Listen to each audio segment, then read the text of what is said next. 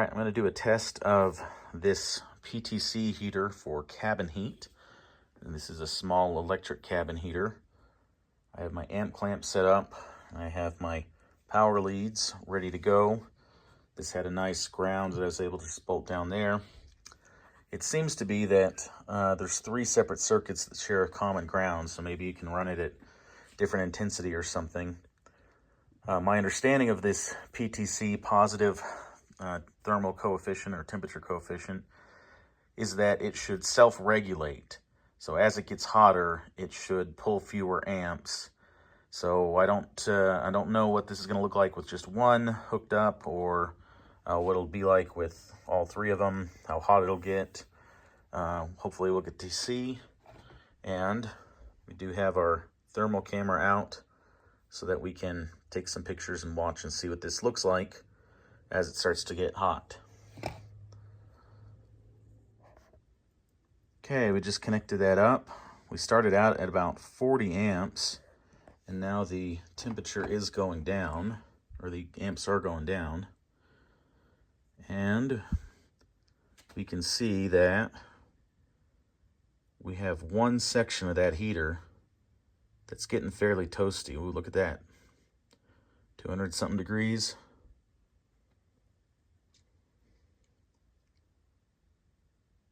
Yeah, so that's 200 something degrees. That's pretty good and hot. I can smell it even a little bit. And it's pulling the amperage down. All right.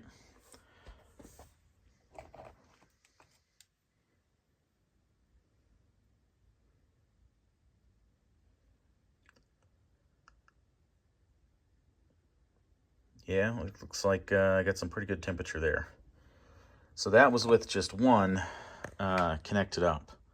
Now let's see what happens when I have all 3 connected up. All right, so we started at a little bit higher amperage, more like 30 or 40, and then it pretty quickly runs down. And this heater, as you can see, it's plenty hot. I mean, it's pretty hot air coming out, and it looks like the whole thing is getting heated up. So I'd say we know how this works, and we can see what it'll pull, somewhere from 40 down to 10. Who knows what it would hold if we kept doing this. All right, we have the heater set up, fan set up to blow through it, and we have our thermal camera ready to look at it. We have a variable speed fan controller. So, gonna hook this up. We'll kind of keep an eye on the amps, but mostly want to see how much heat we can feel coming out of it, because we can't really get an idea of that just looking at it with the thermal camera. So let's see what it's like. All right, it's running. When I put my hand here, I can feel it. It doesn't feel like the warmest hot air you would get out of a normal heater core, but it does feel warm. And if it were freezing cold in my vehicle, this would be enough to start getting windows melted and to be putting out a little bit of cabin heat. So, yeah, I would say it's possible for it to work. As I crank up the fan, I still feel hot air, but it's being diluted so much by the fan that it's just not as hot overall, it feels like. So there's more air coming through, but the air's just not quite as hot.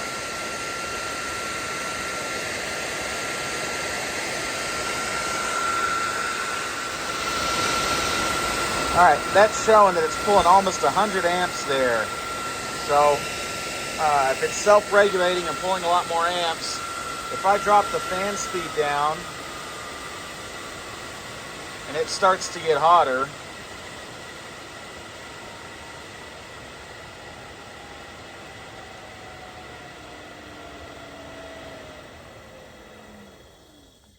then fan off, and it quickly starts to drop.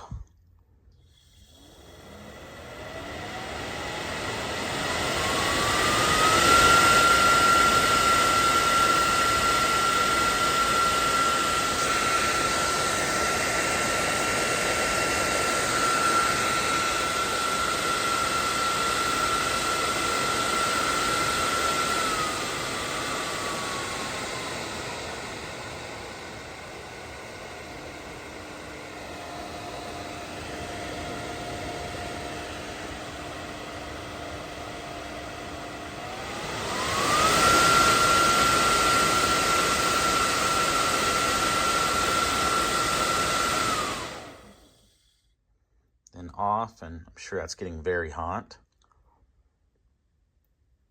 And drop down to 30 amps or something, who knows.